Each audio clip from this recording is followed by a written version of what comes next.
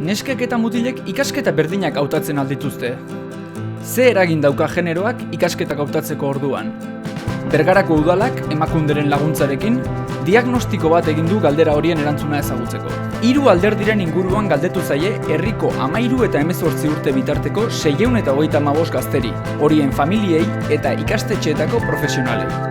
Neskek eta mutilek lanbide desberdinak hautatzeko joera aldute?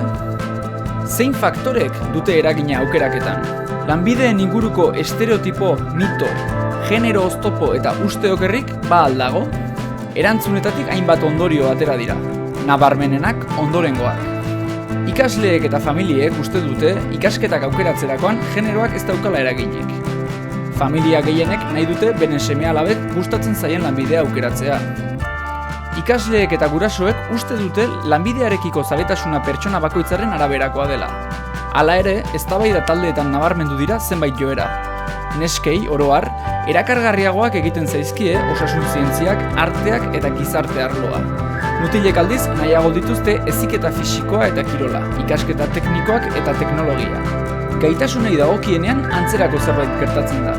Gurasoei eta ikasleei iruditzen zaie pertsonaren araberakoak direla, baina oro har, familiek uste dute neskek gaitasun sozialak dituztela batez ere eta mutilek fisikoak eta kirolarekin lotutakoak.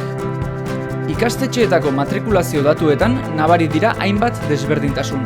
Batxilergoko ikasleen artean, zientziak eta teknologia nahiko parekatuta ageri dira. Giza eta gizarte zientzietan aldiz, neskak askoz ere gehiago dira. Lanbide heziketan kopuruak oso desberdinak dira zikloaren arabera. Nesken eta mutilen arteko oreka mantentzen den arlo bakarra administrazioa eta kudeaketa da. Ikasketa teknikoak eta teknologiarekin lotutakoak maskulinizatuta daude. Eta gizarte eta kultur zerbitzuak aldiz guztiz feminizatuta. Lanbide orientazioan joera bat nabari da. Neskak pixkanaka ikasketa maskulinizatuetara bultzatzen ari dira, baina mutilak ez dira hainbeste gerturatzen ikasketa feminizatuetara. Gizarte mailan ere, errazago barneratzen ari gara, nesken sarrera ikasketa guztietan. Zer esan nahi du horrek?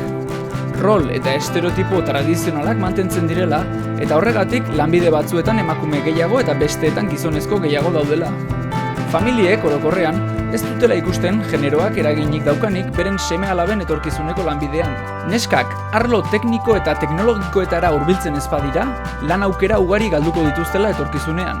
Mutilek ez dituztela beren buruak ikusten zaintzarekin, heziketarekin eta osasunarekin zerikusia duten lanak egiten. Panorama horretan guk zer egin dezakegu? Hasteko, rol eta estereotipoen inguruan hausnartzen jarraitu. Horretaz gain, neskei ikasketa maskulinizatuak eta mutilei feminizatuak egiteko aukera daukatela erakutsi. Eta batez ere, genero desberdintasunak amaitzeko bidean segi. Bergarako udala.